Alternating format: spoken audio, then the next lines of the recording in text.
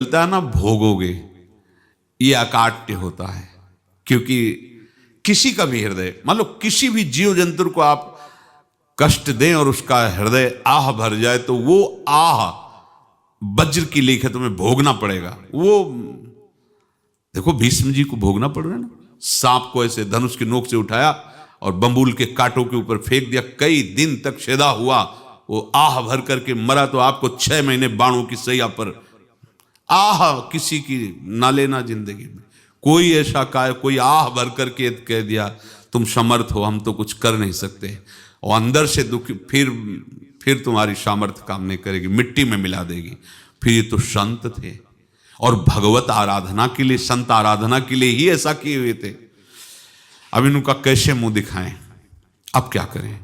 सुबह संत जन आएंगे, सबके बीच में हमारी कि देखो इन्होंने, अब क्या करें। गए और संगम में जाके छलांग लगाई, अपने प्राण त्याग दिए। अब उनके तो पास मोहरे थी और व्यापार बढ़ा, और 9-10 महीने बाद ही लड़का हुआ। अब तो उनको कि संत फलीभूत हो गया। देखो व्यापार चल रहा, लड़का नहीं होता था, लड़का भी हो गया, बड़ा आनंद छा रहा है। जब से वो प्रकट हुए और धन की वृद्धि शुरू हो गई, पढ़ाई लिखाई में उनके खर्चा हुआ सब, बस बीमारी शुरू हो गई उनके शरीर में। अब उसमें पैसा जाना शुरू हुआ।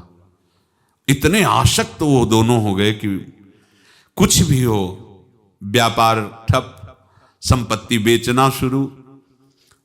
तो उन्होंने कहा कि बेटा मैं क्या कर सकता हूं तुम्हारे लिए। बोले हमारी अंतिम इच्छा है प्रयाग चलो, और जितने प्रयाग में संत महात्मा सबको एक बार भंडारा करवाओ, हमारी इच्छा अंतिम है। क्योंकि अंतिम यही इच्छा थी। बोले अब ज्यादा संपत्ति तो नहीं रह गई, तो बोले घर बेच दो, मेरे लिए ही तो है, बेच दो। मुझे लगता मैं बचूंगा नहीं, पर मेरी अंतिम इच्छा पूर्ण कर दो। घर बेच दिया, जेवर बेच दी। वहां गए, जब संत सेवा की तो बोले मुझे संगम तक ले चलो। संगम तक ले गए और बोले समझे तुम चुराए थे और हमने उसको छीना है, कुछ नहीं रह गया तेरे पास कुछ, अब केवल ममता और आसक्ति में जलकर मर और नरक प्राप्त कर। मैं वही महात्मा हूं जिसकी तूने मोहरे ली थी, शरीर छोड़ दिया। महात्मा को जन्म लेना पड़ा और इनको दुर्गति भोगनी पड़ी। ऋणानुबंध, होश में। ऐसा नहीं कि आप जो कर रहे हैं कोई देख नहीं रहा, कोई हिसाब किताब नहीं, जो कर रहे हैं अवश्य में भोक्तव्यम। बहुत सावधान।